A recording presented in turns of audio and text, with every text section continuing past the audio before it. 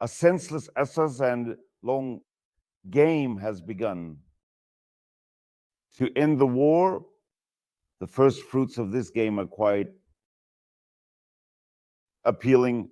At least the Americans have resumed intelligence sharing, resumed, at least verbally, military aid to Ukraine. The other thing is why I call it senseless, because this beautiful house of cards, which is diligently being built by the Ukrainians and Americans, hasn't yet been blown away. Putin, he does, however, hiss from the Kremlin, and his venomous hiss spreads across all the media. Nevertheless, these negotiations began, and the doves of peace in ties and shoes can now mess with each other's minds for a long time. While political analysts will lap up these droppings and spread them across the media and channels, there will be no significant real result. Although we see that peace negotiations started with Ukraine having the opportunity to fully continue the war. This is the best thing that could have happened. However, it must be acknowledged that in any peace negotiations, neither reality nor justice nor history are involved. They were essentially forgotten to be invited, yet they are the ones who determine the order of things on earth. And peace, if we are talking not about a temporary pause, not about a more spectacular continuation of the war, but about peace, in its deep, large existential sense, I apologize for the term, but peace can only be lasting and genuine if it is just, otherwise any negotiations are a facade that will sooner or later, and likely sooner, explode into a new war.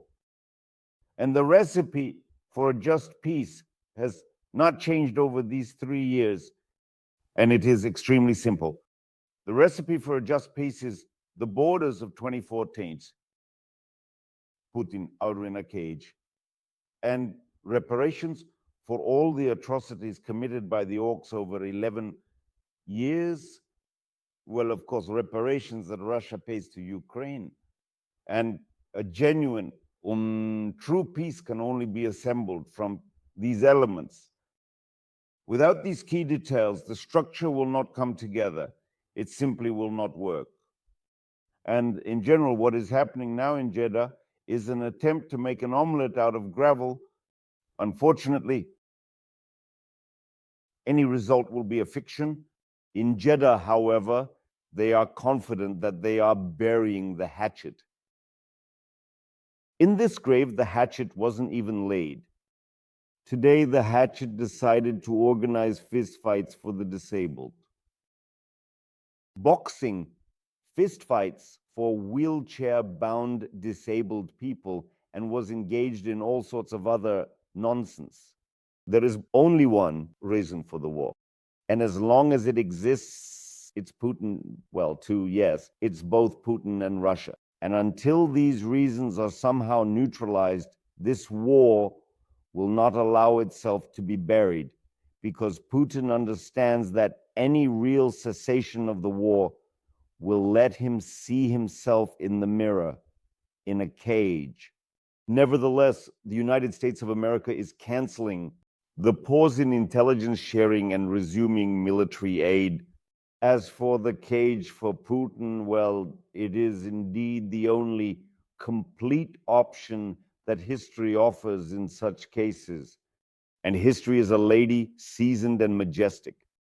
If her recommendations are not taken into account, she simply leaves the event, leaving it to the peacemakers to enjoy their time and fill the air with speeches.